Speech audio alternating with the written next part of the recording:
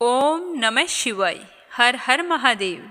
आज माघ मास के शुक्ल पक्ष की चतुर्थी तिथि और गुरुवार है। आज गणेश जी भगवान को समर्पित विनायक चतुर्थी का व्रत रखा जाएगा और कल शुक्ल पंचमी है।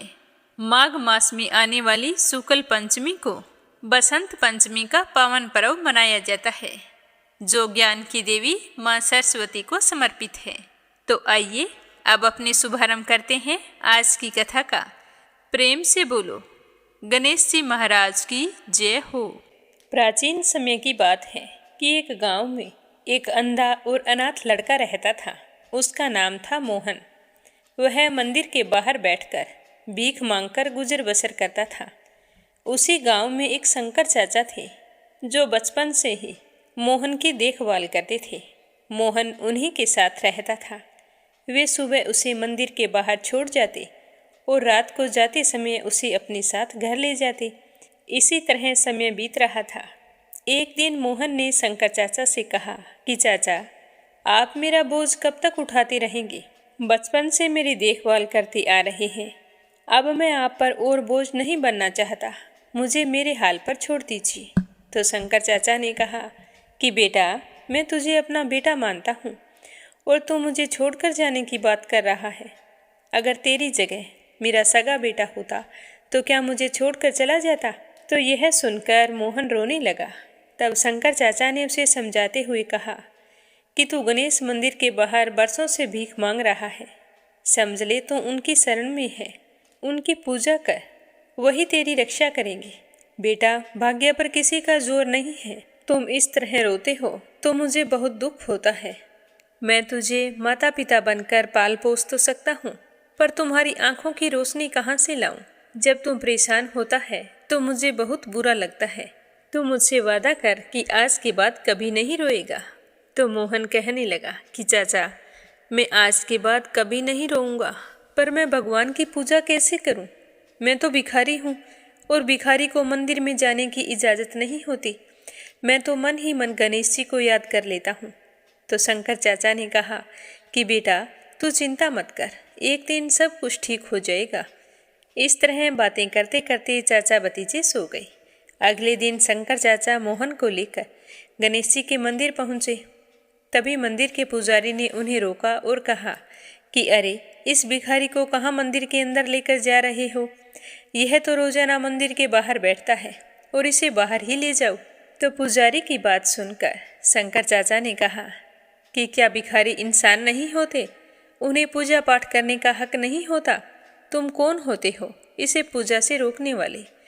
तो इस तरह सुनकर पुजारी को गुस्सा आ गया और उसने उन दोनों को ही मंदिर से बाहर निकाल दिया। तब मोहन ने कहा कि चाचा, रहने दो, मैं यहीं बाहर बैठकर ही भगवान की पूजा कर लूँगा। आप इनसे बहस मत करो। अगर पुजारी को ज़्यादा गुस्सा आ गया तो यह मुझे मंदिर के बाहर भी नहीं बैठने देगा। यह कहकर मोहन अपनी पुरानी जगह पर आकर बैठ गया। शंकर चाचा अपने काम पर चले गए। मोहन बैठकर भीख मांग रहा था। तभी उसे किसी के रोने की आवाज़ सुनाई दी। उसे लगा कि जैसे कोई बच्चा रो रहा है। तो उसने इधर उधर टटोलते हुए पूछा कि तुम कौन हो और क्यों रो रहे हो? तो उस बालक ने कहा कि मुझे बहुत भूख लगी है और मंदिर के पास की दुकान में बहुत ही अच्छे लड्डू रखे हैं, लेकिन मेरे पास पैसे नहीं हैं। तो मोहन कहने लगा कि कोई बात नहीं, तुम मेरे पैसे लेकर लड्डू खरीद कर खा लो।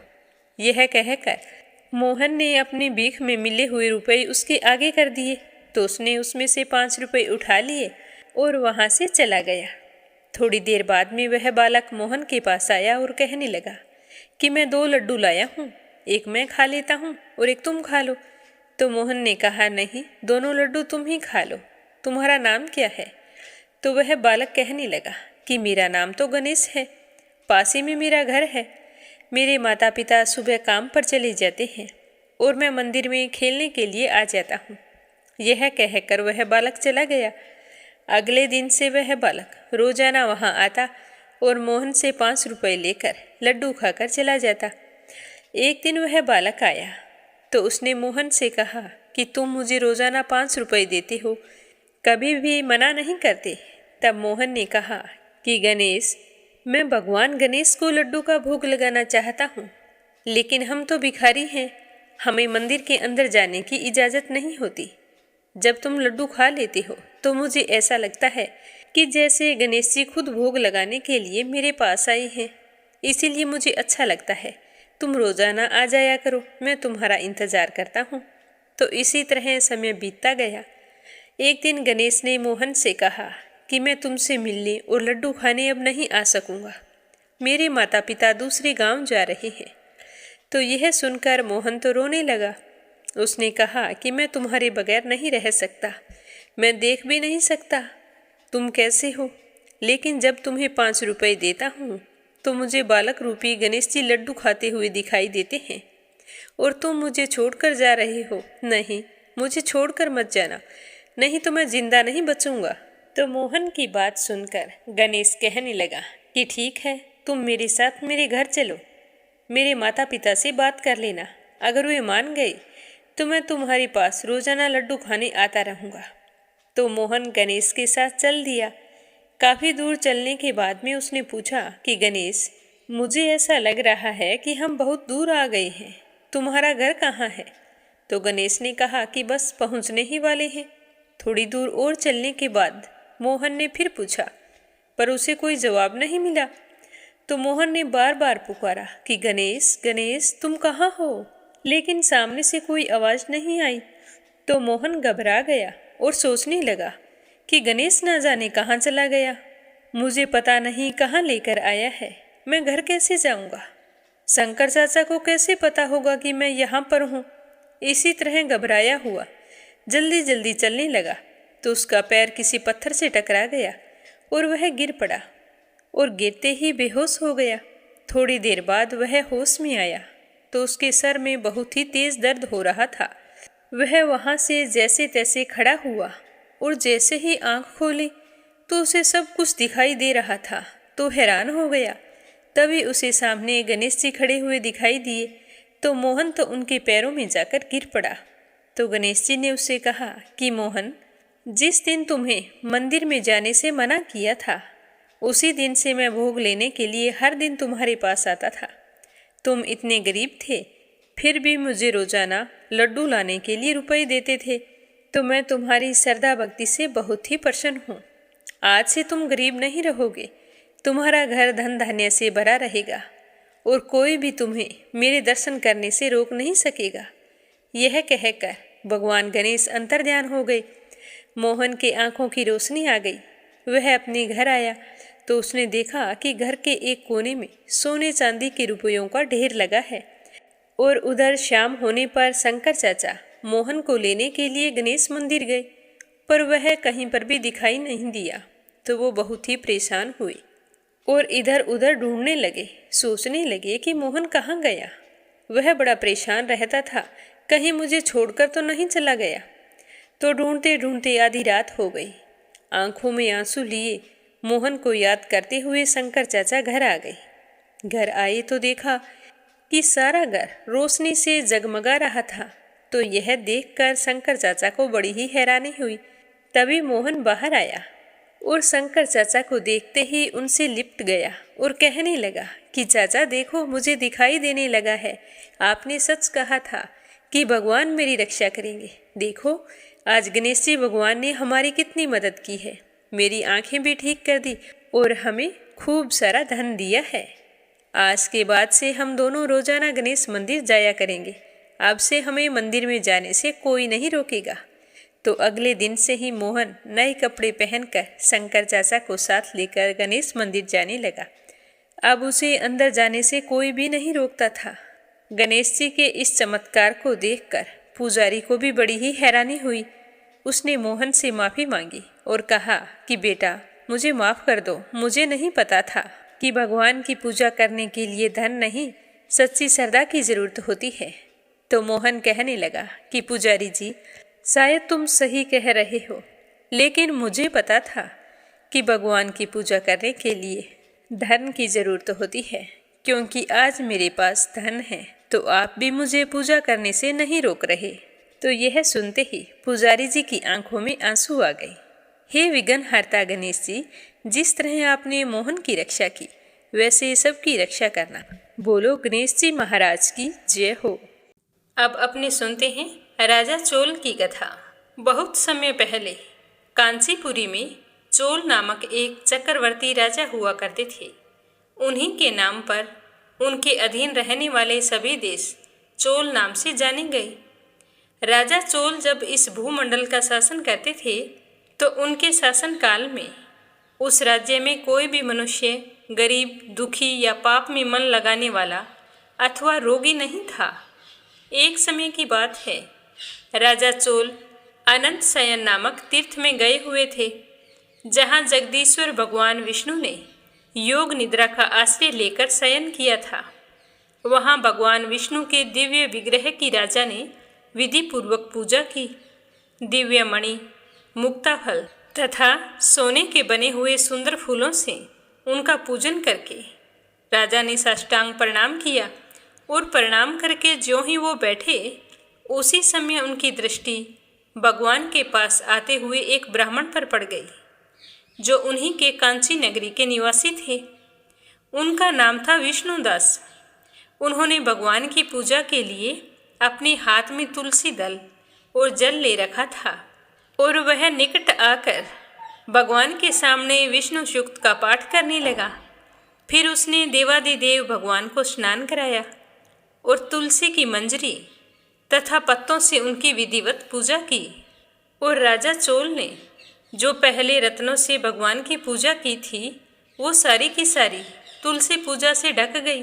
तो यह देखकर राजा को गुस्सा आ गया और वो कुपित होकर कहने लगे कि हे विष्णुदास, मैंने मणियों तथा सोने से भगवान की पूजा की थी, वह कितनी शोभा पा रही थी, पर तुमने तुलसी के पत्ते चढ़ाकर उसे ढक दिया। बताओ ऐसा क्यों किया? मुझे तो ऐसा जान पड़ता है कि तुम दरिद्र और गंवार हो, भगवान विष्णु की भक्ति को बिल्कुल नहीं जानते हो। तो राजा की यह बात सुनकर उस ब्राह्मण विष्णुदास ने कहा कि हे राजन, आपको भक्ति का कुछ भी पता नहीं है। केवल राजलक्ष्मी के कारण आप घमंड कर रहे हैं। आप यह तो बतलाइए कि आज से पहले आपने कितने वैष्णव व्रतों का पालन किया है। तब नरपश्रेष्ठ चोल ने हंसकर कहा कि तुम तो दरिद्र और निर्धन हो, तुम्हारी भगवान विष्णु में भक्ति ही कितनी है। तुमने भगवान विष्णु जी को खुश करने के लिए क्या कभी यज्ञ, क्या कोई कभी दान किया है? क्या कभी किसी देव मंदिर का निर्माण करवाया है? तुमने तो बस तुलसी के पत्ते चढ़ा दिए और अपने आप को सबसे बड़ा भक्त मान लिया, और इतना कर लेने पर तुम्हें अपनी भक्ति पर गर्व हो गया। तो यहाँ पर जो सारे ब्राह्मण हैं, वो इस बात को अच्छे से सुन ले कि भगवान श्री हरि विष्णु के दर्शन पहले मैं करता हूँ या ये करता है। इस बात का पता अपने आप चल जाएगा कि किस में कितनी भक्ति है। इस तरह कहकर राजा अपने राजभवन को चले गए और फिर वहाँ उन्होंने महर्षि मधुगल आचार्य को बुलाकर वैष्णव यज्ञ प्रारंभ किया। और उधर विष्णुदास ने श्री हरि को प्रसन्न करने वाले शास्त्रोक्त नियमों में तत्पर होकर व्रत का पालन करते हुए वहीं पर विष्णु जी के मंदिर में ही रुक गए। उन्होंने माघ और कार्तिक के उत्तम व्रत का अनुष्ठान, तुलसी वन की रक्षा की और एकादशी को ओम नमो भगवते वासुदेवाय मंत्र का जप किया। नृत्य, गीत आदि मंगलमय आयोजनों के साथ प्रतिदिन षोडशोपचार से भगवान श्री हरि विष्णु की पूजा करते, नियमों का आचरण करते। वे प्रतिदिन चलते फिरते सोते सब समय भगवान श्री हरि विष्णु का ही स्मरण किया करते थे। उनकी दृष्टि हर जगह समान हो गई थी। वे सब प्राणियों के भीतर भगवान विष्णु को ही देखते थे। इस प्रकार राजा चोल और विष्णुदास दोनों ही भगवान लक्ष्मीपति की आराधना में संलग्न थे। दोनों ही अपने अपने व्रत में स्थित रहते और दोनों की ही संपूर्ण इंद्रियां तथा समस्त कर्म भगवान विष्णु को समर्पित हो चुके थे। इस अवस्था में उन दोनों ने दीर्घ काल व्यतीत किया। एक दिन की बात है, विष्णुदास ने नित्य कर्म करने के पश्चात भोजन तैयार किया, किंतु कोई अलक्षित रहकर उस भोजन को चुरा कर ले गया। विष्णुदास ने देखा कि भोजन नहीं है, परंतु उन्होंने दोबारा भोजन नहीं बनाया। क्योंकि अगर वो दोबारा भोजन बनाते तो उनके पास पूजा के लिए समय नहीं बचता और उनके रोजाना का नियम भंग हो जाता। तो दूसरे दिन उसी समय विष्णुदास भोजन बनाकर भगवान श्री हरि को भोग अर्पण करने के लिए गए। तभी किसी ने आकर फिर सारा भोजन हड़प लिया। इस प्रकार लगातार 7 दिनों तक कोई आकर उनके भोजन को चुरा कर ले जाता। तो यह देखकर विष्णुदास बड़े ही हैरान होते और वे मन ही मन इस प्रकार विचार कर रहे थे कि ऐसा कौन है जो प्रतिदिन आकर मेरी बनाई हुई रसोई चुरा कर ले जाता है। यदि दोबारा रसोई बनाकर भोजन करता हूँ तो सायंकाल की पूजा छूट जाती है। यदि रसोई बनाकर तुरंत ही भोजन कर लेता हूँ तो ये तो मुझसे नहीं होगा, क्योंकि मैं विष्णु जी को अर्पण किए बिना तो कुछ भी ग्रहण नहीं कर सकता, जो कि एक वैष्णव के लिए उचित नहीं है। लेकिन मुझे उपवास करते हुए 7 दिन हो गए हैं। इस तरह भूखा प्यासा रहकर मैं व्रत में कब तक संलग्न रह सकूंगा। आज मैं अपने बनाए हुए भोजन की रक्षा करूंगा। देखता हूं कि ऐसा कौन है जो मेरे पीछे से आकर मेरा भोजन चुरा कर ले जाता है। तो मन में इस तरह निश्चय करके विष्णुदास ने अपने लिए भोजन तैयार किया और भोजन तैयार करके वहीं एक जगह छिपकर खड़े हो गए। तभी उन्होंने देखा कि एक चंडाल आ रहा है जो रसोई का अन्न हर कर ले जाने के लिए तैयार खड़ा था। भूख के मारे उसका सारा शरीर दुर्बल हो गया था। उसके मुख पर बड़ी दीनता छा रही थी। उसके शरीर में हड्डी और चमड़ी के अलावा कुछ भी नहीं बचा था। तो उसे देखकर ब्राह्मण विष्णुदास का हृदय करुणा से भर उठा। उन्होंने भोजन चुराने वाले चंडाल की ओर देखकर कहा कि भैया जरा ठहरो, क्यों रूखा सूखा खाते हो, ये लो घी ले जाओ। तो इस तरह कहते हुए ब्राह्मण विष्णुदास को आता देखकर वह चंडाल भय के मारे वेग से भागने लगा, लेकिन अत्यधिक कमजोर हो जाने के कारण थोड़ी ही दूरी पर जाकर मूर्छित होकर गिर पड़ा। चंडाल को भयभीत और मूर्छित देखकर विष्णुदास बड़ी तेज गति से उसके पास आए और उसकी हालत देखकर उसे दया आ गई। तो अपने साफे से उसे हवा देने लगे। थोड़ी देर बाद जब वह चंडाल खड़ा हुआ तो विष्णुदास ने देखा कि वहाँ चंडाल नहीं है, साक्षात भगवान नारायण ही शंख चक्र और गदा धारण किए हुए सामने खड़े हैं। तो अपने प्रभु को इस तरह प्रत्यक्ष देखकर विष्णुदास सात्विक भावों के वशीभूत हो गए और वे स्तुति और नमस्कार करने में भी समर्थ न हो सके। तब भगवान विष्णु ने सात्विक व्रत का पालन करने वाले अपने भक्त विष्णुदास को हृदय से लगा लिया और उन्हें अपने जैसा ही रूप देकर बैकुंठ धाम को ले चले। उस समय यज्ञ में दीक्षित हुए राजा चोल ने देखा कि विष्णुदास एक श्रेष्ठ विमान पर बैठकर भगवान विष्णु के समीप जा रहे हैं। तो विष्णुदास को बैकुंठ धाम में जाते देखकर राजा ने शीघ्र ही अपने गुरु को बुलाया और कहा कि जिसके साथ स्पर्धा करके मैंने इस यज्ञ दान आदि कर्म का अनुष्ठान किया है, वह ब्राह्मण आज भगवान विष्णु का रूप धारण करके मुझसे पहले ही बैकुंठ धाम को जा रहा है। और देखो मैंने कितना बड़ा यज्ञ किया, अग्नि में हवन किया और दान आदि के द्वारा सभी ब्राह्मणों को तृप्त किया, तो भी भगवान विष्णु मुझ पर अभी तक प्रसन्न नहीं हुए। और विष्णुदास को केवल भक्ति के कारण ही श्रीहरि ने प्रत्यक्ष दर्शन दिए हैं। अतः जान पड़ता है कि भगवान विष्णु केवल दान और यज्ञों से प्रसन्न नहीं होते, उन प्रभु का दर्शन कराने में भक्ति ही सबसे बड़ा कारण है। इस तरह कहकर राजा अपने भांजे को राज सिंहासन पर अभिषिक्त कर दिया। क्योंकि राजा चोल के कोई संतान नहीं थी, वे बचपन से ही यज्ञ की दीक्षा लेकर उसी में संलग्न रहते थे, इसीलिए उन्हें कोई पुत्र की प्राप्ति नहीं हुई। यही कारण है कि उस देश में अब तक भांजे ही राज्य के उत्तराधिकारी होते हैं। तो भांजे को राज्य देकर राजा यज्ञशाला में गई और यज्ञ कुंड के सामने खड़े होकर भगवान विष्णु को संबोधित करते हुए 3 बार उच्च स्वर से कहने लगे कि हे भगवान विष्णु, आप मुझे मन, वाणी, शरीर और क्रिया द्वारा होने वाली अविचल भक्ति प्रदान कीजिए। इस तरह कहकर वे सबके देखते ही देखते अग्नि कुंड में कूद पड़े। बस उसी क्षण भक्त वत्सल भगवान विष्णु अग्नि कुंड में प्रकट हो गए और उन्होंने राजा को हृदय से लगाकर अपने श्रेष्ठ विमान पर बिठाया और अपने साथ बैकुंठ धाम को ले चले। तो इस तरह जो विष्णुदास थे वे तो पुण्यशील नाम से प्रसिद्ध भगवान के पार्षद हुए और जो राजा चोल थे उनका नाम सुशील हुआ। भगवान श्री हरि विष्णु इन दोनों को अपने समान रूप देकर अपना द्वारपाल बना लिया। बोलो विष्णु भगवान की जय हो। अब अपने सुनते हैं माघ मास महात्म्य का आगे का अध्याय। बोलो विष्णु भगवान की जय हो। पिशाच कहने लगा कि हे मुनि, केरल देश का ब्राह्मण किस प्रकार मुक्त हुआ, यह कथा कृपया करके मुझे विस्तार पूर्वक कहिए। तो पिशाच की बात सुनकर देवद्युति कहने लगा कि केरल देश में एक वासु नाम का वेद पारंगत ब्राह्मण रहता था। उसके बंधुओं ने उसकी भूमि छीन ली थी, जिससे वह निर्धन और दुखी होकर अपनी जन्मभूमि त्याग कर देश विदेश में घूमा करता था। उसने अपने भाई बंधुओं को कुछ भी नहीं कहा और अपना जीवन इसी तरह कष्टपूर्ण व्यतीत करता रहा।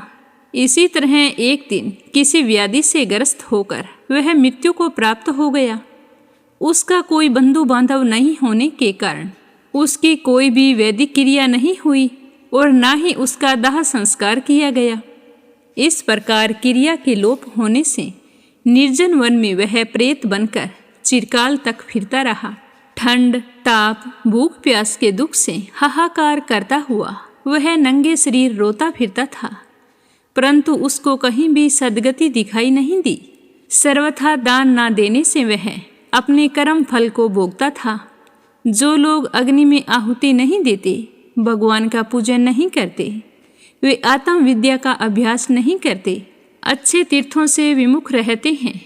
जो लोग दुखी लोगों को सोना, वस्त्र, तांबूल, रतन, फल तथा जल नहीं देते तथा छल कपट से जीविका प्राप्त करने वाले, दूसरों तथा स्त्रियों का धन हरने वाले, पाखंडी, कुटिल, चोर, बच्चे, वृद्ध तथा आतुर और स्त्रियों पर निर्दयता रखने वाले, आग लगाने वाले, विष देने वाले, झूठी गवाही देने वाले, कुमार्ग पर चलने वाले, माता पिता, भाई बहन, संतान तथा अपनी स्त्री का त्याग करने वाले, जो सब तीर्थों में दान लेते हैं, पालन करने वाले, स्वामी को त्यागने वाले, गोर तथा भूमि के चोर, वेदों की निंदा करने वाले, वृथा द्रोह करने वाले, प्राणियों की हिंसा करने वाले, देवता गुरु की निंदा करने वाले, यह सभी बारंबार प्रेत, पिशाच, राक्षस तथा बुरी योनियों में जन्म लेते हैं। अतः बुरे कर्मों से बचकर धर्म के कार्य तथा यज्ञ, दान और तप आदि कार्य जरूर करने चाहिए, क्योंकि कर्म फल अवश्य मिलता है। इसी प्रकार प्रेत की गति देखकर पाप कर्म कदापि नहीं करने चाहिए। ब्राह्मण कहने लगा कि इस प्रकार उस केरल ब्राह्मण ने उस पर्वत पर अधिक समय व्यतीत करके एक मार्ग में एक पथिक को देखा, जो 2 गगरियों में त्रिवेणी का जल लिए हुए था, आनंद पूर्वक भगवान के चरित्र का गान कर रहा था। तो प्रेत ने उसका रास्ता रोक कर कहा कि तुम डरो मत, इस गगरी का जल मुझे पिलाओ, नहीं तो मैं तुम्हारे प्राण ले लूँगा। देवद्युति कहने लगा कि दुखी, दुर्बल, नंगे मुरझाए हुए तुम कौन हो? पैरों से पृथ्वी को स्पर्श न करके चलते हो। लोमेश जी बोले कि प्रेत यह वचन सुनकर कहने लगा कि मेरे ऐसा होने का कारण सुनो। मैंने कभी भी ब्राह्मणों को दान नहीं दिया, अत्यंत लोभी, क्रियाहीन, दूसरे के अन्न से पलने वाला था। मैंने कभी किसी को भिक्षा नहीं दी, न किसी दूसरे के दुख से दुखी हुआ। प्यासे प्राणियों को मैंने कभी भी जल नहीं पिलाया। मैंने कभी छाता, जूता दान नहीं किया और ना ही किसी को जल का पात्र, पान या औषधि किसी को दी। ना मैंने अपने घर में कभी किसी अतिथि को ठहराकर उसका सत्कार किया। अंधे, वृद्ध, अनाथ और दीनों को मैंने कभी भी अन्न से संतुष्ट नहीं किया और ना ही किसी रोगी को मुक्त किया। ना कभी ब्राह्मणों को दान दिया, ना कभी अग्नि में हवन किया, वैशाख आदि मास में ना किसी को ठंडा जल पिलाया, ना ही मैंने बड़ या पीपल का कोई पेड़ लगाया, ना किसी प्राणी को बंधन से छुड़ाया, कभी कोई व्रत करके शरीर को भी नहीं सुखाया। इस कारण मेरा पूर्व जन्म सब बुरे कार्यों में ही व्यतीत हुआ। मेरे पूर्व जन्म के कर्मों से ही मेरी यह गति हुई है। इस वन में व्याघ्र भेड़िए से बचा हुआ मांस तथा जंतुओं के खाने से गिरे हुए फल, वृक्षों पर लगे हुए सुंदर फल तथा झरनों का सुंदर जल सब ही मिलते हैं, परंतु देव इच्छा से मैं कुछ नहीं खा सकता। सर्प की तरह केवल पवन भक्षण करके ही अपना जीवन व्यतीत कर रहा हूँ। बल, बुद्धि, मंत्र, पुरुषार्थ से लाभ, हानि, सुख दुख, विवाह, मृत्यु, जीवन, भोग, रोग तथा वियोग में केवल भाग्य ही कारण होता है। कुरूप, मूर्ख, कुकर्मी, निंदित तथा पराक्रम से हीन मनुष्य भी भाग्य से ही राज्य भोगते हैं। काणे, लूले, लंगड़े, नीतिहीन, निर्गुण, नपुंसक भाग्य से ही राज्य प्राप्त करते हैं। पर्वत पर भी बलवान राक्षस पिशाच रहते हैं, जिनमें से कभी कभी कोई कहीं कहीं वन में फिरते हुए अपने कर्म के अनुसार अन्न जल प्राप्त करते हैं, परंतु आपको उनका भय नहीं होना चाहिए, क्योंकि जो धर्मात्मा पुरुष होते हैं उनकी रक्षा उनकी पवित्रता ही करती है। ग्रह, नक्षत्र, देवता सर्वथा धर्म आत्माओं की रक्षा करते हैं। यह पिशाच आप जैसे भक्त की तरफ आंख उठाकर भी नहीं देख सकते। जो नारायण भगवान की भक्ति से पवित्र रहता है उसको प्रेत, पिशाच, पूतना कोई बाधा नहीं दे सकती।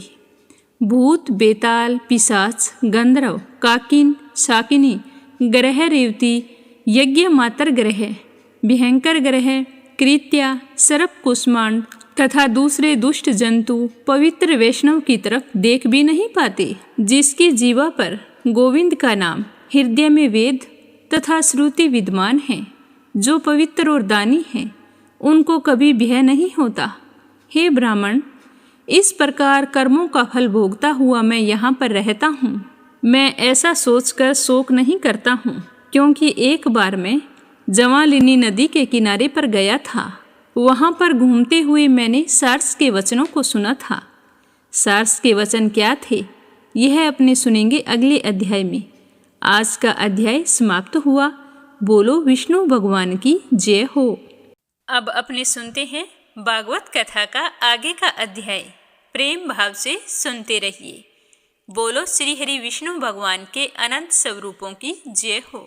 देव ऋषि नारद जी कहने लगे कि हे राजन, जहाँ भगवत गुणों को कहने और सुनने में तत्पर विशुद्ध चित्त भक्त जन रहते हैं, उस समाज में सब और महापुरुषों के मुख से निकले हुए श्री मधुसूदन भगवान के चरित्र रूप शुद्ध अमृत की अनेकों नदियाँ बहती रहती हैं।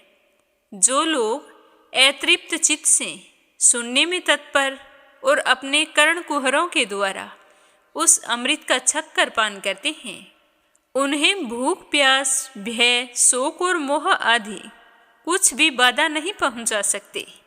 स्वभाववत प्राप्त होने वाले इन क्षुधा, पिपासा आदि विघ्नों से सदा घिरा हुआ जीव समुदाय श्री हरि के कथा अमृत सिंधु से प्रेम नहीं करता। साक्षात प्रजापतियों के पति पितामह ब्रह्मा जी, भगवान शंकर, स्वयंभू मनु, दक्ष आदि प्रजापतिगण, सनकादिक नैष्टिक ब्रह्मचारी, मरीचि, अत्रि, अंगीरा, पुलस्त्य, पुलह, क्रतु, भृगु, वशिष्ठ और मैं और ये जितने ब्रह्मवादी मुनिगण हैं, सबके अधिपति होने पर भी तप, उपासना और समाधि के द्वारा ढूंढ ढूंढ कर हार गए, फिर भी उस सर्व साक्षी परमेश्वर को आज तक नहीं देख सके। वेद भी अत्यंत विस्तृत हैं, उसका पार पाना हंसी खेल नहीं है। अनेकों महानुभाव उसकी आलोचना करके मंत्रों में बताए हुए वज्र, हस्त, तत्व आदि गुणों से युक्त इंद्र आदि देवताओं के रूप में भिन्न भिन्न कर्मों के द्वारा यद्यपि उस परमात्मा का ही यजन करते रहते हैं, तथापि उसके स्वरूप को वो नहीं जान पाते। हृदय में बार बार चिंतन किए जाने पर भी भगवान जिस समय जिस जीव पर कृपा करते हैं उसी समय वह लौकिक व्यवहार एवं वैदिक कर्म मार्ग की बुद्ध मूल आस्था से छुट्टी पा जाता है। हे ब्राह्मण, तुम इन कर्मों में परमार्थ बुद्धि मत करो, ये सुनने में ही प्रिय जान पड़ते हैं, परमार्थ का तो स्पर्श भी नहीं करते। ये जो परमार्थ दिख पड़ते हैं इनमें केवल अज्ञान ही कारण है। जो मलिन मति कर्मवादी लोग वेद को कर्म पूर्वक बताते हैं वे वास्तव में उसका मर्म नहीं जानते। इसका कारण यही है कि वे अपने स्वरूप भूत लोक आत्म तत्व को नहीं जानते हैं, जहाँ साक्षात श्री जनार्दन भगवान श्री हरि विष्णु विराजमान रहते हैं।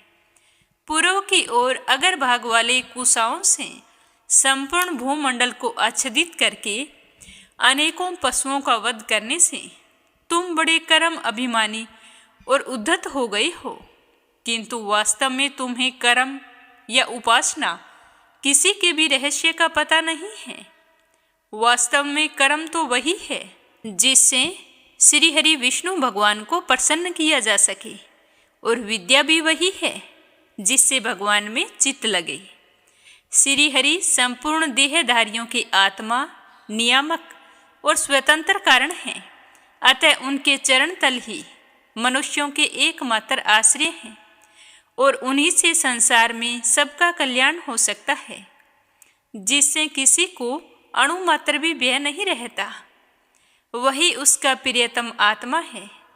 ऐसा जो पुरुष जानता है वही ज्ञानी है, और जो ज्ञानी है वही गुरु एवं साक्षात श्री हरि हैं। इस तरह बताते हुए देवऋषि नारद जी कहने लगे कि हे राजन, यहाँ तक जो कुछ कहा गया है उससे तुम्हें तुम्हारे प्रश्न का उत्तर मिल गया है। अब मैं एक भली भांति निश्चित किया हुआ गुप्त साधन बताता हूँ, इसे भी तुम ध्यान देकर सुनना। पुष्प वाटिका में अपनी हिरनी के साथ विहार करता हुआ एक हिरण मस्ती से घूम रहा है। वह दूब आदि छोटे छोटे अंकुरों को चर रहा है। उसके कान भंवरों के मधुर गुंजार में लग रहे हैं। उसके सामने ही दूसरे जीवों को मारकर अपना पेट पालने वाले भेड़िए ताक लगाए बैठे हैं, और पीछे से शिकारी व्याध ने बींधने के लिए उस पर बाण छोड़ दिया है। परंतु हिरण तो इतना बेसुध है कि इसे इसका कुछ भी पता नहीं है। तो एक बार उस हिरण की दशा पर विचार करो। हे राजन, तुम सोचो कि यह मृत प्राय हिरण तुम ही हो। तुम अपनी दशा पर विचार करो। पुष्पों की तरह ये स्त्रियां केवल दिखने में सुंदर हैं। इन स्त्रियों के रहने का घर ही पुष्प वाटिका है। इसमें रहकर तुम पुष्पों के मधु और गंध के समान क्षुद्र सकाम कर्मों के फलस्वरूप जीभ और जन्नेन्द्रिय को प्रिय लगने वाले भोजन तथा स्त्री संग आदि तुच्छ भोगों को ढूंढ रहे हो। स्त्रियों से घिरे रहते हो और अपने मन को तुमने उन्हीं में फंसा रखा है। स्त्री पुत्रों का मधुर भाषण ही भंवरों का मधुर गुंजार है, और तुम्हारे कान उसी में अत्यंत आसक्त हो रहे हैं। सामने ही भेड़ियों के झुंड के समान काल के अंश दिन और रात तुम्हारी आयु को हर रहे हैं, परंतु तुम उन सब की परवाह ना करके अपनी गृहस्थी में मस्त होकर सुखों को भोग रहे हो। तुम्हारे पीछे गुपचुप लगा हुआ शिकारी काल अपने छिपे हुए बाण से तुम्हारे हृदय को दूर से ही बींध डालना चाहता है। इस प्रकार अपने को मृग की सी स्थिति देखकर तुम अपने चित्त को हृदय के भीतर निरुद्ध करो और नदी की भांति प्रवाहित होने वाली सुनने की बाहरी वृत्ति को अपने चित्त में स्थापित करो, यानी कि अंतर्मुखी कर दो। जहाँ कामी पुरुषों की चर्चा होती रहती है उस गृहस्थ आश्रम को छोड़कर परम हंसों के आश्रय श्री हरि को प्रसन्न करो और बाकी सब विषयों से विरक्त हो जाओ। देवऋषि नारद जी के वचन सुनकर राजा प्राचीन बरही कहने लगे कि हे भगवान, आपने कृपा करके मुझे जो उपदेश दिया उसे मैंने सुना और उस पर विशेष रूप से विचार भी किया। जो आचार्य मुझे कर्म का उपदेश देते हैं, निश्चय है कि उन्हें इन बातों का ज्ञान नहीं है। यदि ये इस विषय को जानते तो मुझे इसका उपदेश अवश्य देते। हे ब्राह्मण देव, मेरे उपाध्यायों ने आत्म तत्व के विषय में मेरे हृदय में जो महान संशय खड़ा कर दिया था, उसे आपने आज पूरी तरह से काट दिया है। इस विषय में इंद्रियों की गति न होने के कारण मंत्र दृष्टा ऋषियों को भी मोह हो जाता है। वेदवादियों का कथन जगह जगह सुना जाता है कि पुरुष इस लोक में जिसके द्वारा कर्म करता है, उसका वह स्थूल शरीर यहीं पर छूट जाता है और अपनी देह को त्याग कर वह परलोक में जाकर वहाँ दूसरी देह से उनका फल भोगता है। किंतु यह बात कैसे हो सकती है, क्योंकि उन कर्मों का कर्ता स्थूल शरीर तो यहीं पर नष्ट हो जाता है। इसके सिवा जो कर्म यहाँ किए जाते हैं वे तो दूसरे ही क्षण अदृश्य हो जाते हैं। वे परलोक में फल देने के लिए किस प्रकार पुनः प्रकट हो सकते हैं। राजा प्राचीन बरही की बात सुनकर श्री नारद जी कहने लगे कि हे राजन, स्थूल शरीर तो लिंग शरीर के अधीन है, अतः कर्मों का उत्तरदायित्व उसी पर है।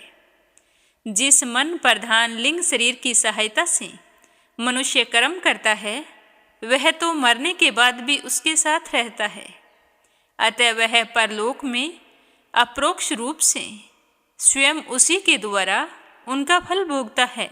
स्वपन अवस्था में मनुष्य इस जीवित शरीर का अभिमान तो छोड़ देता है, किंतु इसी के समान अथवा इससे भिन्न प्रकार के पशु पक्षी आदि शरीर से वह मन में संस्कार रूप से स्थित कर्मों का फल भोगता रहता है। इस मन के द्वारा जीव जिन स्त्री पुत्र आदि के बारे में कहते हैं कि ये मेरे हैं, और देह आदि को लेकर कहता है कि यह मैं हूँ, ऐसा मानता है, उनके किए हुए पाप पुण्य आदि रूप कर्मों को भी यह अपने ऊपर ले लेता है और उनके कारण इसे व्यर्थ ही फिर जन्म लेना पड़ता है। जिस प्रकार ज्ञानेंद्रिय और कर्मेंद्रिय दोनों की चेष्टाओं से उनके प्रेरक चित्त का अनुमान किया जाता है, उसी प्रकार चित्त की भिन्न भिन्न प्रकार की वृत्तियों से पूर्व जन्म के कर्मों का भी अनुमान होता है। अतः कर्म अदृश्य रूप से फल देने के लिए कालांतर में मौजूद रहते हैं।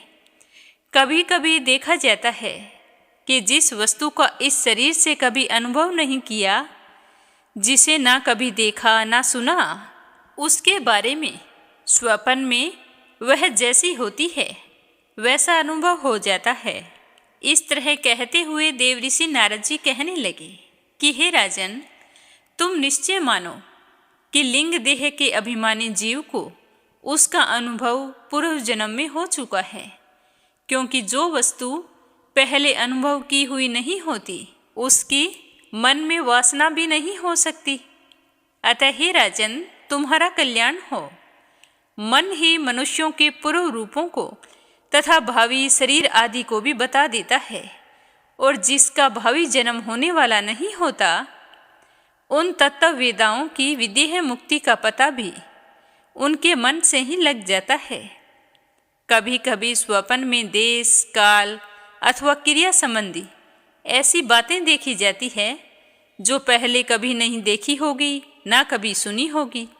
जैसे पर्वत की चोटी पर समुद्र, दिन में तारे, या फिर अपना ही सिर कटा हुआ दिखाई देना। अगर यह सब कुछ दिखाई देता है तो अपने निंद्रा दोष को ही मन के सामने इंद्रियों से अनुभव होने वाले पदार्थ ही भोग रूप में बार बार आते हैं और भोग समाप्त होने पर चले जाते हैं। ऐसा कोई पदार्थ नहीं आता जिसका इंद्रियों से अनुभव ना हो सके। इसका कारण यही है कि सारे जीव मन सहित हैं। साधारणतया तो सब पदार्थों का कर्म से ही भान होता है, किंतु यदि किसी समय भगवत चिंतन में लगा हुआ मन विशुद्ध सतव में स्थित हो जाए तो उसमें भगवान का संसर्ग होने से एक साथ सारे संसार का भी भान हो सकता है। जैसे राहु दृष्टि का विषय न होने पर भी प्रकाश तमक चंद्रमा के संसर्ग से दिखने लगता है। हे राजन, जब तक गुणों का परिणाम एवं बुद्धि, मन, इंद्रिय और शब्द आदि विषयों का संगात यह अनादि लिंग देह बना हुआ है, तब तक जीव के अंदर स्थूल देह के प्रति मैं और मेरा इस भाव का अभाव नहीं हो सकता है। अत्यंत दुख तथा मृत्यु और तीव्र जवर आदि के समय भी इंद्रियों की व्याकुलता के कारण मैं और मेरेपन की स्पष्ट प्रतीति नहीं होती, किंतु उस समय भी उनका अभिमान तो बना ही रहता है। जिस प्रकार अमावस्या की रात्रि में चंद्रमा रहते हुए भी दिखाई नहीं देता, उसी प्रकार युवा अवस्था में स्पष्ट प्रतीत होने वाला यह एकादश इंद्रिय विशिष्ट लिंग शरीर गर्भावस्था और बाल्यावस्था में रहते हुए भी इंद्रियों का पूर्ण विकास न होने के कारण प्रतीत नहीं होता। जिस प्रकार स्वप्न में किसी वस्तु का अस्तित्व न होने पर भी जागे बिना स्वप्न जनित अनर्थ की निवृत्ति नहीं होती, उसी प्रकार सांसारिक वस्तुएं यद्यपि असत हैं तो भी अविद्यावश जीव उनका चिंतन करता रहता है।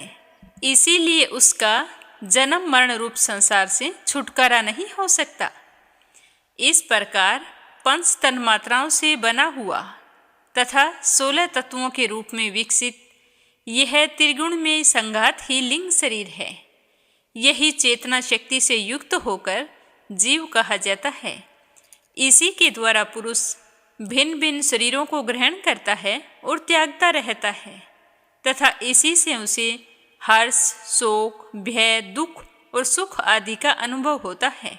जिस प्रकार जोंक जब तक दूसरे तृण को नहीं पकड़ लेती तब तक वह पहले को नहीं छोड़ती है, उसी प्रकार जीव मरण काल उपस्थित होने पर भी जब तक देह आरंभ कर्मों की समाप्ति होने पर दूसरा शरीर शीघ्र ही प्राप्त नहीं कर लेता, तब तक पहले शरीर के अभिमान को नहीं छोड़ता है। अतः हे राजन, यह मन प्रधान लिंग शरीर ही जीव के जन्म आदि का कारण है। जीव जब इंद्रिय जनित भोगों का चिंतन करते हुए बार बार उन्हीं के लिए कर्म करता है और तब उन कर्मों के होते रहने से अविद्यावश वह जीव देह आदि के कर्मों में बंध जाता है।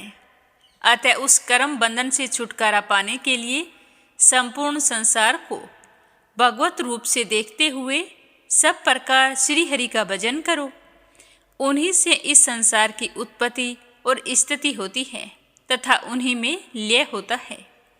इस तरह बताते हुए श्री मैत्रेय जी कहने लगे कि हे विदुर जी, भक्त श्रेष्ठ श्री नारद जी ने राजा प्राचीन बरही को जीव और ईश्वर के स्वरूप का दिग्दर्शन करवाया।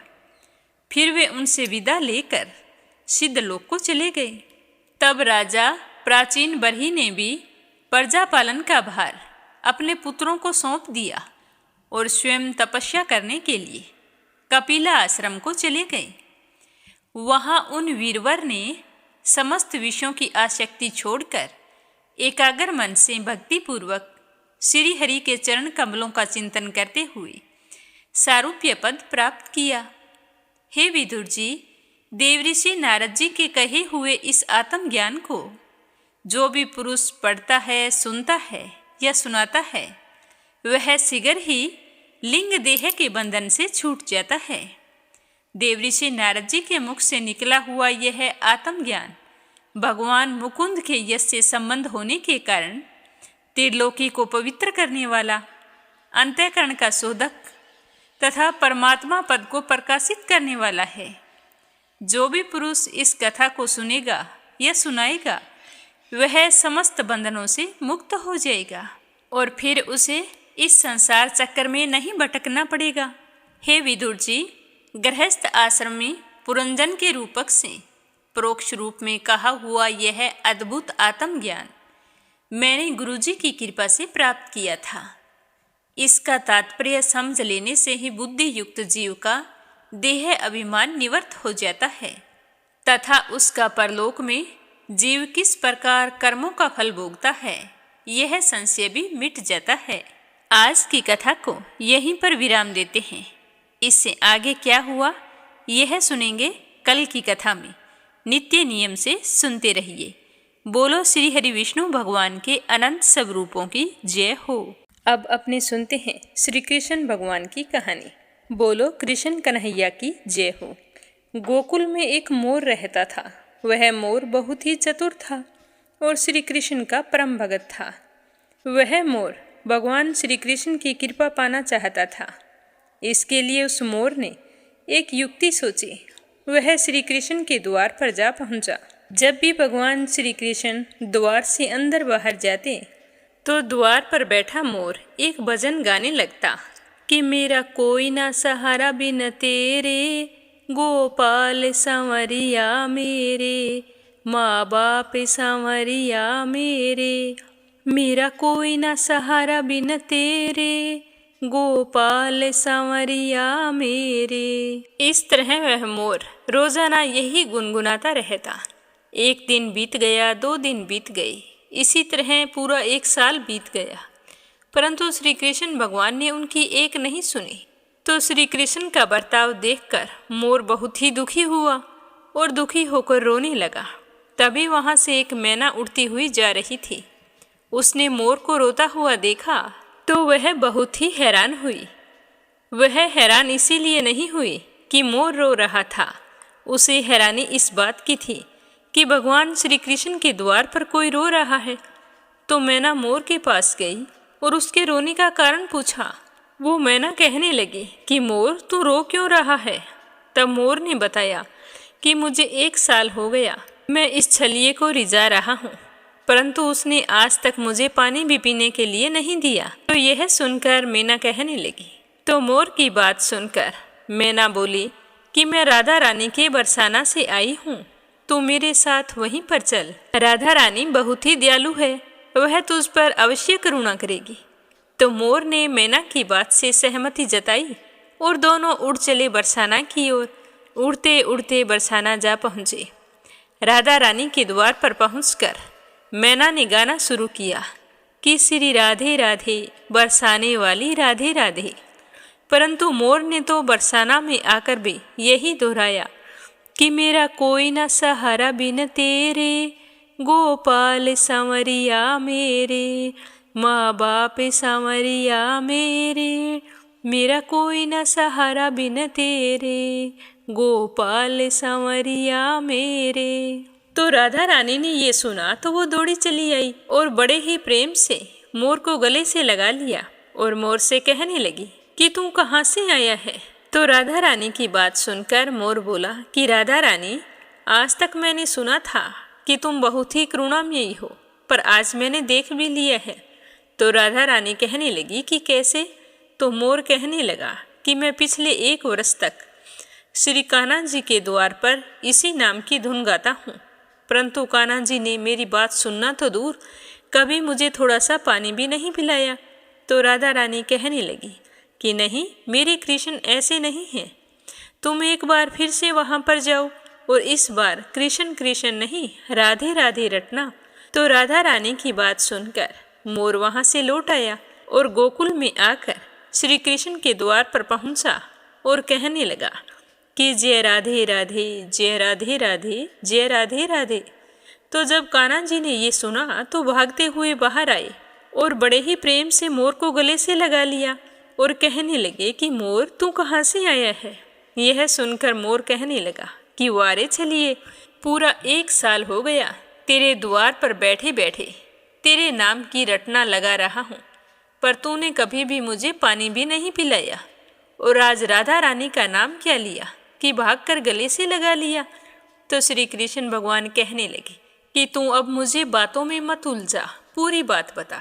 तो मोर कहने लगा कि मैं पिछले 1 वर्ष से आपके द्वार पर यही गा रहा हूँ कि मेरा कोई ना सहारा बिन तेरे, गोपाल संवरिया मेरे, माँ बाप संवरिया मेरे, मेरा कोई ना सहारा बिन तेरे, गोपाल सांवरिया मेरे। पर आपने कभी भी मेरे भजन की ओर ध्यान नहीं दिया, तो मैं दुखी होकर मैना के साथ बरसाने चला गया। इस प्रकार कहते हुए मोर ने सारा वृतांत श्री कृष्ण जी को कह सुनाया। तो श्री कृष्ण भगवान कहने लगे कि मैंने तुझे कभी पानी नहीं पिलाया, तो ये तो मुझसे बहुत बड़ा पाप हो गया है। और तूने राधा का नाम लिया है, तो यह तेरा सौभाग्य है। आज मैं तुझे वरदान देता हूँ कि जब तक ये सृष्टि रहेगी, तेरा पंख सदैव मेरे शीश पर विराजमान होगा। और जो भी भक्त राधा रानी का नाम लेगा, उसकी मैं सारी मनोकामनाएं पूर्ण करूँगा। अगर भगवान श्री कृष्ण के भक्त प्रेमियों को श्री कृष्ण का सानिध्य चाहिए, तो उन्हें प्रेम से कहना चाहिए, जय राधे राधे, जय राधे राधे। अब अपने सुनते हैं लपसी और तपसी की कहानी। बोलो लपसी तपसी की जय हो। बहुत पुराने समय की बात है। एक गांव में एक ब्राह्मण परिवार रहा करता था। उसमें पति पत्नी के अलावा उनके 2 बच्चे थे। एक बेटा था, एक बेटी थी। ब्राह्मण दंपति बहुत ही सरल स्वभाव के थे। समय मिलने पर प्रभु का स्मरण किया करते थे। उनकी बेटी बहुत ही संस्कारी और सुशील थी, लेकिन उनका बेटा आवारा किस्म का था। वह कोई काम धाम नहीं करता और ना ही कभी अपने माँ बाप का कहना मानता था। समय के साथ दोनों बहन भाई बड़े हो गए। बहन की शादी कर दी गई, पर भाई का वही हाल था। उसके माँ बाप ने उसे समझाया कि बेटा, अब हम वृद्ध हो चले हैं, तुम कोई काम किया करो। लेकिन उस पर उनकी बातों का कोई असर नहीं होता था। तो एक दिन ब्राह्मणी अपने पति से कहने लगी कि स्वामी, आप बिल्कुल काम छोड़ दीजिए। जब घर में कुछ भी नहीं होगा, तो यह अपनी जिम्मेदारी समझेगा और काम पर लग जाएगा। तो ब्राह्मण ने दूसरे दिन से काम पर जाना छोड़ दिया। तो यह देखकर उनके बेटे ने कोई काम नहीं किया और चोरी करने चला गया। आते जाते राहगीरों को लूट लेता और उसी से अपने घर का गुजारा किया करता था। तो उसकी लूटने और चोरी करने की आदत से सारे गांव वाले उसे लपसी कहने लगे। तो लपसी की इस हरकत से उसके माँ बाप बहुत ही दुखी रहते थे, पर वह किसी की सुनने के लिए तैयार नहीं था। इसी तरह समय बीतता गया। एक दिन की बात है कि लपसी एक पीपल के पेड़ पर बैठा था। तभी शिव पार्वती जा रहे थे। पार्वती माता गहनों से लदी हुई थी। तो लपसी उन्हें देखकर सोचने लगा कि सूरत के कितने गहने हैं, आज ये सारे के सारे लूट लूँगा तो मुझे कई महीनों तक चोरी नहीं करनी पड़ेगी। तो वह लूटने के इरादे से पीपल की ओट में होकर बैठ गया। जैसे ही शिव पार्वती वहाँ से जाने लगे, तो लपसी एकदम से शिव पार्वती के सामने आकर कहने लगा कि जल्दी से जितने सारे गहने पहन रखे हैं उतार दो। तो पार्वती माता कहने लगी कि तुम चोरी क्यों करती हो, तुम्हें पता है चोरी करना पाप है। तो लपसी कहने लगा कि क्या करूं, घर पर मेरे माँ बाप हैं, मेरी एक भांजी है, उनके लिए दोनों समय भोजन की व्यवस्था कहाँ से करूं, मुझे कोई काम तो आता नहीं है। तो लपसी की बात सुनकर पार्वती माता कहने लगी कि तुम जो चोरी करके पाप करते हो, इस पाप का भागी कौन बनेगा। तो लपसी कहने लगा कि मेरे घर वाले सारे बनेंगे। तो पार्वती माता कहने लगी कि कोई नहीं बनेगा, पाप के भागी केवल तुम बनोगे। तो लपसी कहने लगा कि मैं लूट खोस कर उन्हीं के लिए लेकर जाता हूँ, तो पाप के भागी तो उन्हें बनना ही पड़ेगा। तो लपसी की बात सुनकर पार्वती माता ने हंसकर कहा कि हम यहीं पर बैठे हैं और तुम अपने घर जाओ, अपने घर वालों से पूछो कि कोई तुम्हारे पाप का भागी बनेगा क्या।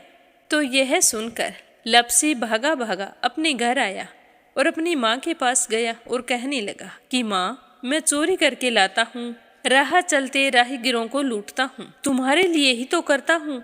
तो तुम मुझे एक बात बताओ, चोरी करने से जो पाप लगता है, तो आप मेरे पाप के भागी बनोगे।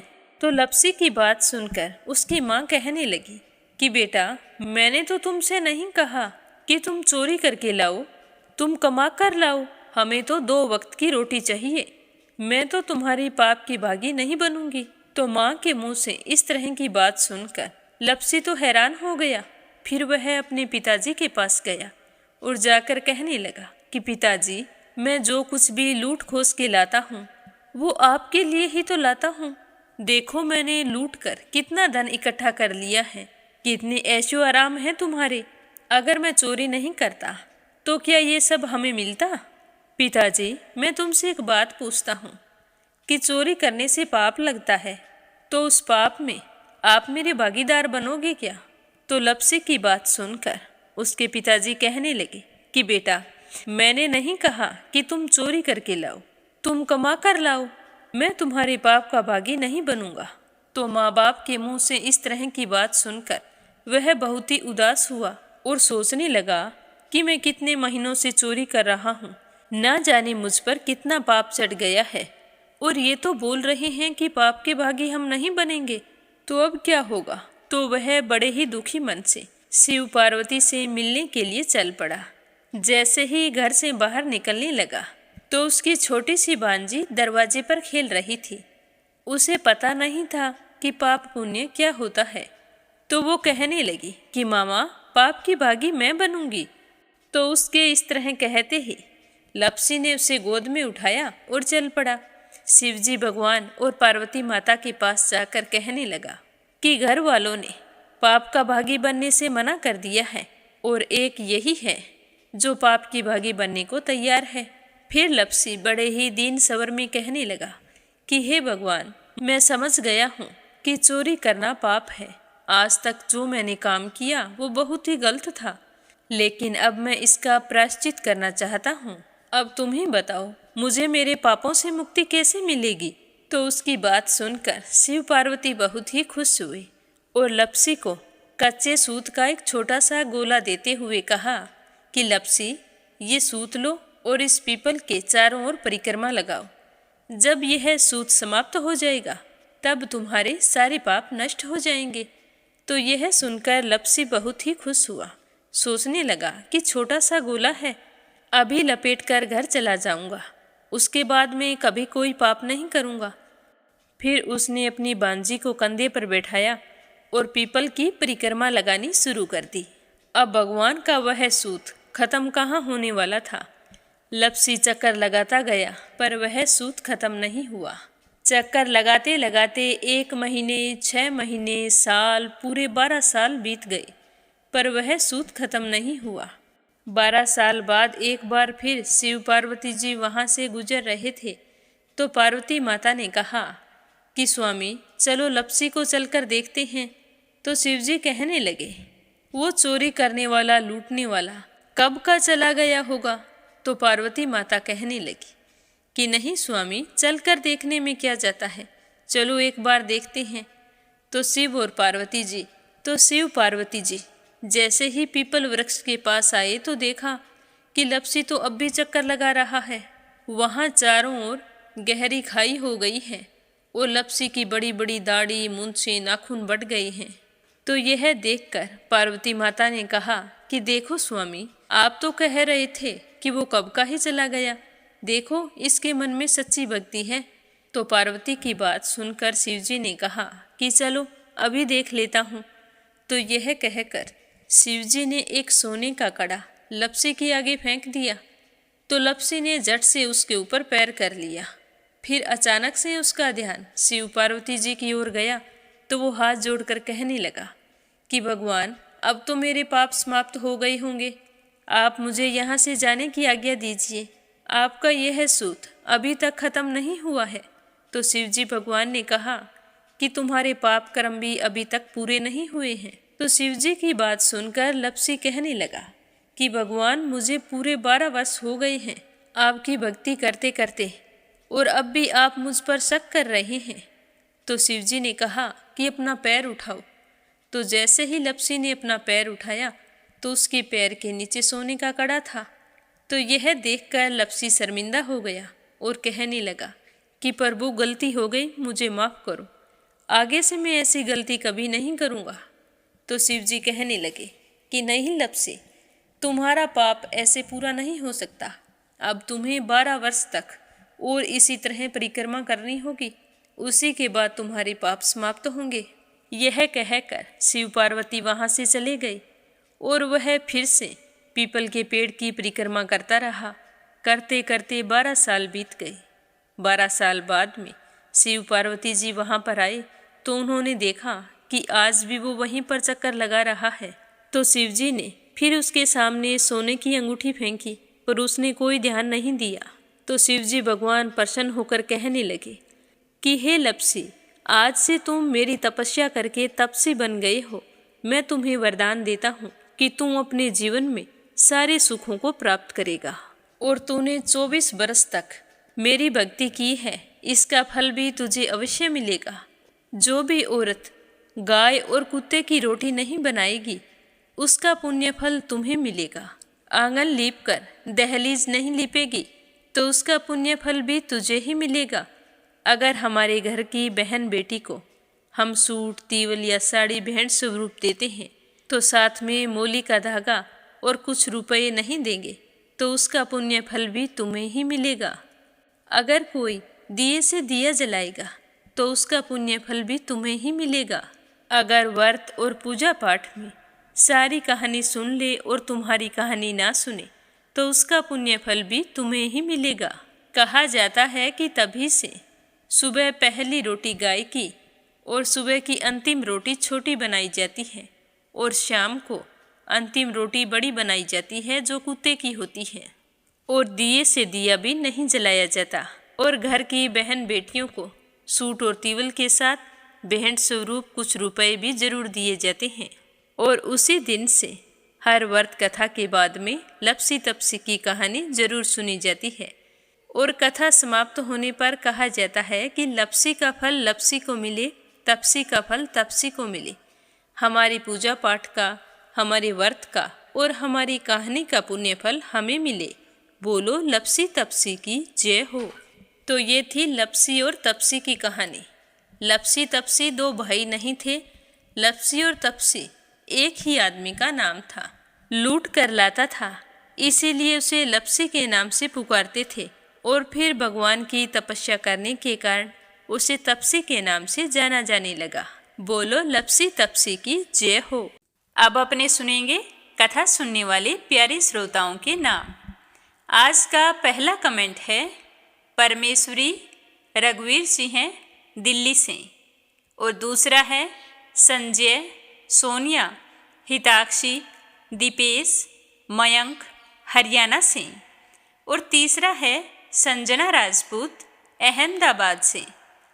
लक्ष्मी, सुमित्रा, शिवराज हीरो, सोआ शर्मा पोखरा से, आशा शर्मा, विष्णु, ज्योति, अंशु भीलवाड़ा से, श्रीमती अरुणलता शर्मा हरिद्वार से, अपराजिता, मीना श्रीवास्तव नेपाल से, श्रीमती शर्मा अलीगढ़ से, सरला रानी करणपुर से, कमला गुरुग्राम से, आशा अग्रवाल, लड्डू, मोहित, अंकुर अग्रवाल आगरा से, राधा रोहिला दिल्ली से, डॉक्टर चंद्रमणि मनिका, डॉक्टर रुक्मणी देवी, कैला देवी, हंसराज जी, पवन कुमार जी, संजीव कुमार जी, रंजन, मान्या, याम्या दिल्ली से, सीमा जोशी, रवि कुमार जोशी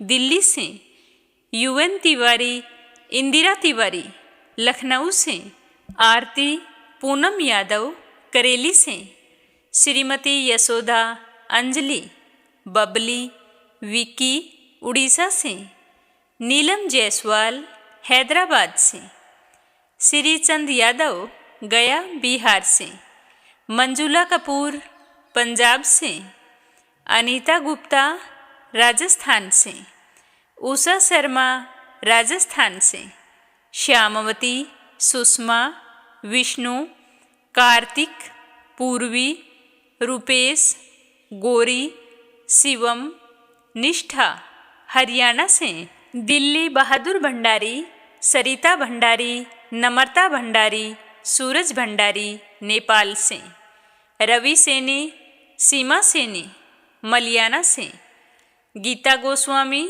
सुनीता गोस्वामी, पीहू गोस्वामी मेरठ से, अनिल कुमार टिहरी करनाल से, कविता चौहान नोएडा से, मीनू वालिया दिल्ली से, निर्मला सिसोदिया दिल्ली से, अनीता सिंगल, मोनिका सिंगल, आदित्य सिंगल, विशाल सिंगल, शाश्वत सिंगल, सुनीता पवार, कृषु पवार मध्य प्रदेश से, श्वेता, रितेश, स्वीटी, रितु, प्रिंस, यूवी, लक्ष्मी, गुरुचरण साहू उड़ीसा से, मीरा अग्रवाल बंगाल से, रुक्मणी शर्मा अंबाला से, निर्मला पांचाल करनाल से, शीला सिन्हा, मीरा श्रीवास्तव, ममता श्रीवास्तव, माला छम्मा मनोज जौनपुर से, सुनीता रानी मेरठ से, चंद्रकांता दिल्ली से, प्रमोद, सुशीला जोशी मोदी नगर से, संजीव कंसल, कविता कंसल, हितेश कंसल, आरुष कंसल मुजफ्फरनगर से, वंदना वर्मा इंदौर से, रजनी बड़ोला उत्तराखंड से, शोभा कुंवर पुरोहित अहमदाबाद से, निकिता सेजवानी, करण सेजवानी, पायल सेजवानी, विशाल सेजवानी, पवन सेजवानी, रूबी सेजवानी अहमदाबाद से, नर बहादुर पाल, भागीरथी पाल नेपाल से, सरोज अग्रवाल जबलपुर से, कोमल निर्मल मुंबई मीरा रोड से, विमला नेपाल से, श्रीमती सुशीला शर्मानंद राय मुंबई से, गीता गुप्ता रुड़की से, बीके शर्मा, सुदेश शर्मा लुधियाना से, के लक्ष्मण दास उमरकोट से, रेखा धर्मेंद्र शर्मा जयपुर से, बीना देविका कनिका वासने अलीगढ़ से, स्मिता सीताराम गायकवाड़ महाराष्ट्र से, नंदा पांडुरंग पुजारी ब्रह्मपुरी महाराष्ट्र से, दीपिका यादव रायपुर से, इंदिरा रावत, मोहित रावत पलवल से, मधु, विनोद प्रजापति, साहिल, सिद्धांत प्रजापति, शिवानी जबलपुर से, उषा जांगीर सोजत सिटी से, कमलेश भल्ला जम्मू से, लाली देवी, मंजू चौधरी भीलवाड़ा से, अनीता अमृतसर से, योगेश्वरी भटनागर राजस्थान से, रीना साहू झांसी से, पूजा पाठक उत्तराखंड देहरादून कोसानी से, सावित्री, ईश्वरलाल रामचंदानी, राजेश, मीनू, निखिल रामचंदानी गाजियाबाद से, देवी सिंह, कार्तिक, पायल, सौम्या, उमा रघुवंशी गजबा सोदा से, वंदना साहू लखनऊ से, कुसुम बघेल दिल्ली से, संगीता अग्रवाल, कमला देवी अग्रवाल दुलिया महाराष्ट्र से, शीला बहन जयपुर से, अशोक कुमार जी भटनागर भोपाल मध्य प्रदेश से, राधिका मिश्रा, सचिन मिश्रा, सोनम मिश्रा, जानवी मिश्रा, सीता मिश्रा, माधवी मिश्रा, गौरी मिश्रा बाराबंकी से, श्रेयांश सिंह, सृष्टि सिंह, संतोष पटेल, संगीता पटेल वाराणसी से। आप सभी श्रोताओं का तहे दिल से धन्यवाद। अपना सहयोग हमेशा यूं ही बनाए रखना, नित्य नियम से कथाओं को सुनना और ज़्यादा से ज़्यादा विष्णु भक्तों में शेयर करना। श्री हरि के आशीर्वाद से आपकी सारी मनोकामनाएं पूर्ण हों। सभी श्रोताओं के उज्जवल भविष्य की कामना करते हुए ओम नमः शिवाय, हर हर महादेव।